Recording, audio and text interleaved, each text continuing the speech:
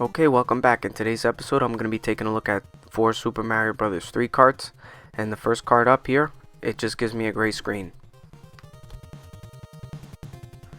So here's the second cart. Now as for the second cart, I do get it to run, but it's a little bit distorted. Some graphical glitches at the bottom there. And on the main screen, it just gives me even more issues. So I'm going to be taking a look at this cart further.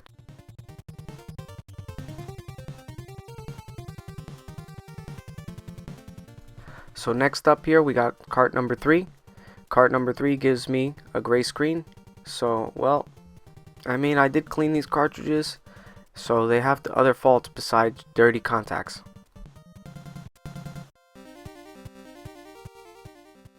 And finally, cart number 4. Now cart number 4 already has a label that says not working, and when I power it on, I get this blue screen here. So something is wrong with this cartridge.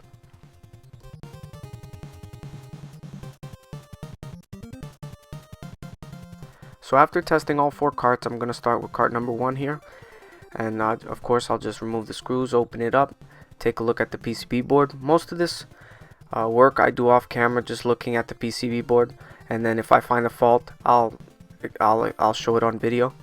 And this PCB board seemed to be okay. I didn't see anything that stuck out. I tested for continuity, I made sure it was clean. Now here I have a socketed board. This is a Super Mario Bros. 3 cart that I socketed, both ROMs and the RAM on top. So you saw this in the previous video already, but I'm just going to explain it here in this video as well. So I can actually just remove chip by chip and put the chip I remove off the broken board onto the socketed board and test them individually. Now I always start with the work RAM, because this is the one that if the work RAM is bad, I can replace. If anything else is bad, I can't easily replace that. So if this is bad, I'm just going to swap it, and hopefully that fixes the problem.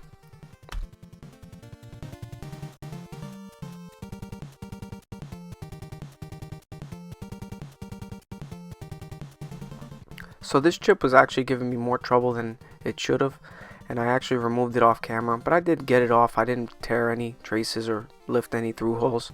So I did get it off, as you can see, and I tested it, and the work RAM is okay, so I'm going to put that aside. That's working.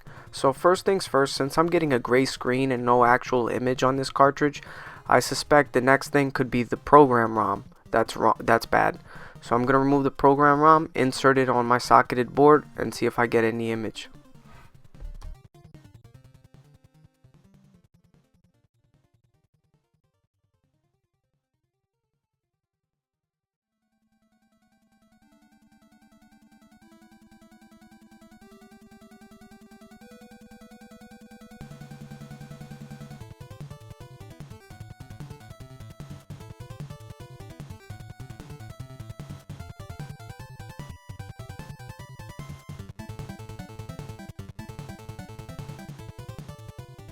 So sometimes the chips, they're hanging on by just a little piece of solder on one of these pins.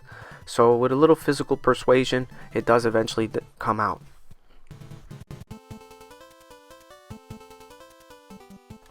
So I put the program ROM I took from the cart onto my socketed board, and all I'm getting is a gray screen. So I suspect that the program ROM is bad, and I really can't do anything with this cartridge. So this cartridge I can't repair.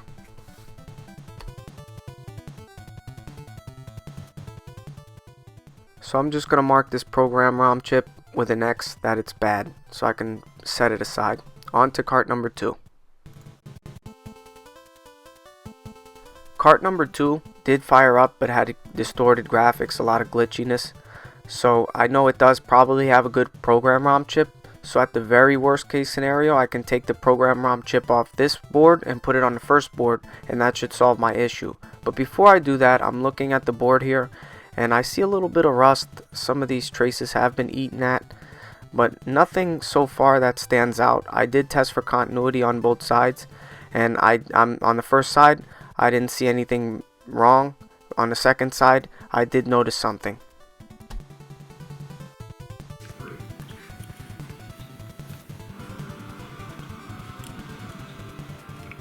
So I'm going to test some of these traces here just to give you an idea how I do it. I just put my probe there and I swipe across all the pins on the chips until I find one that doesn't beep. In this case here, I find one that doesn't beep and doesn't even have continuity to the first via here. So I got one broken trace here. So I'm gonna patch this and see if it fixes my problem. So with a fiberglass pen, I tried to just clear up, remove the solder mask on the one pin. Of course, the fiberglass pen is a bit thick, so I catch a little bit of the side pins there.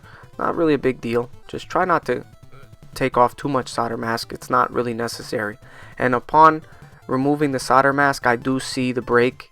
So this board at the very least has one broken trace.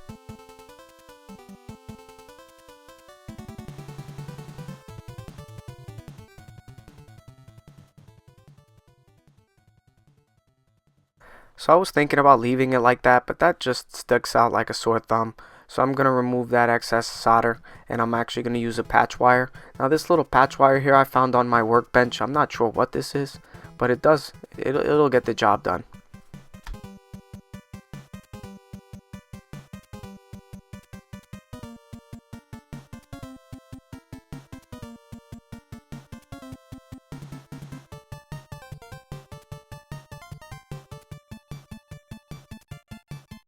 Now it was late, so I was a little bit tired when I started doing this, so just bear with me. I know I did make some mistakes. This took longer than it should have, but yeah, I did eventually get it on there.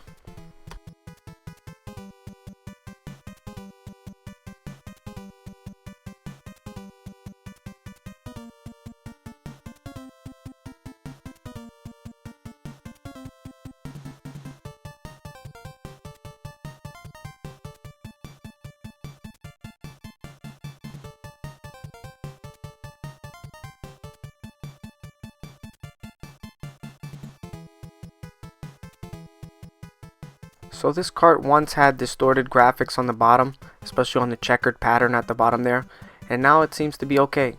So this cart only had a broken trace. I didn't have to swap any components.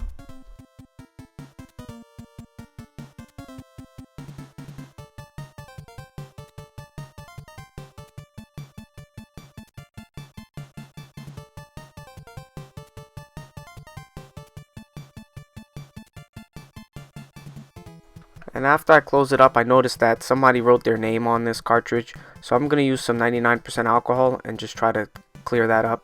Now sometimes the alcohol takes off marker easily, and sometimes it just doesn't want to take it off.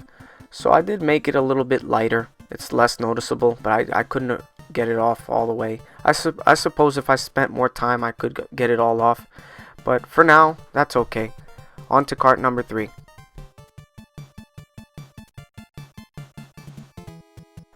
So card number 3 says white screen, so I'm going to open it up and see if I can see anything that sticks out of the ordinary.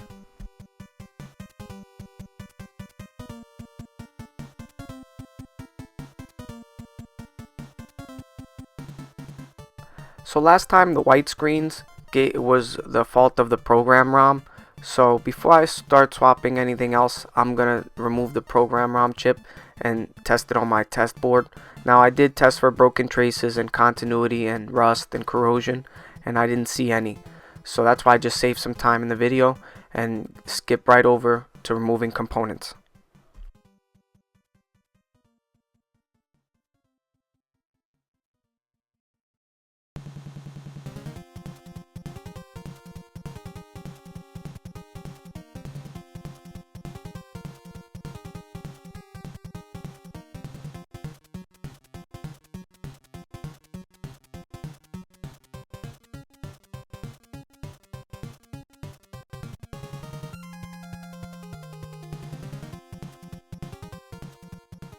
So upon testing the program ROM chip on my test board, I get a white screen as well. So once again, that's unfortunate. I do have a bad program ROM and I can't replace that, so this one's bad too. So I'm gonna mark this with an X and put it aside. This isn't working, so I can't fix this card, unfortunately. On to cart number 4. So this card was labeled not working from the seller, and it seems as though all these games have price stickers on them from various different values. So I suppose this might have been a guy that had a retro game shop or a flea market vendor, somebody that owned a store. And off camera I did swap the work RAM chip for a new one. As you can see, there's a lot of flux on the pins there that I resoldered it, and it didn't help. So I did start with the program ROM chip and started swapping them out and see if I can solve the issue here.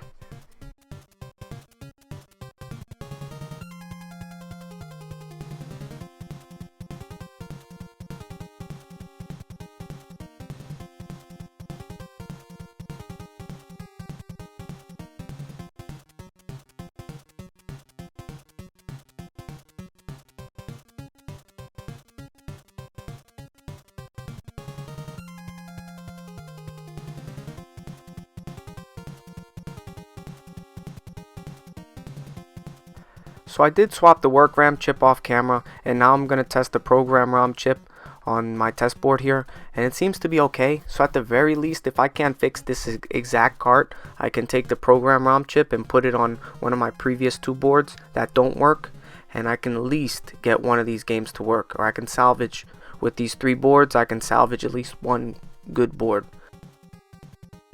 So here's my test board, and here's the board that I popped this cart from. And here's one of the previous boards that I had that wasn't working, or that had a bad program ROM chip. And I'm just going to put the program ROM chip I took off the cart number 4 and put it on cart number 3. And then I can just fix this cartridge right up. Because the other cart, I'm not really sure what the problem is. It could be the character ROM. It could be something else. It could be a broken trace that I really don't see. So instead of spending so much time trying to figure out what the problem is, I'm just going to take the program ROM chip and put it on one of these previous boards. Now it might seem like a cheat to just take a chip and put it on a different board, but the way I see it is, sometimes if you have a lot of projects going on, if you know at the very least you can only get 2 games to run because you're missing 2 crucial chips, then it doesn't really matter wasting so much time trying to figure out what's wrong on one particular board. Sometimes it's just better to take cut your losses and place the chip on a different board. And this is what I do in this video. If I really had to, I would troubleshoot it further and see if I can figure out exactly what's wrong. But I did spend more time than I should have actually on this last cart, so I wasn't about to spend any more time on it.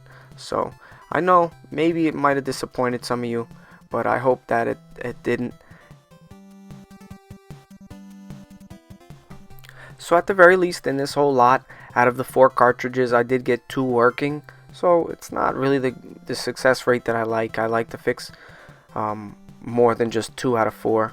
But I really couldn't do anything about having bad program ROM chips. I can't unless I get a reprogrammer and put a third-party chip on it.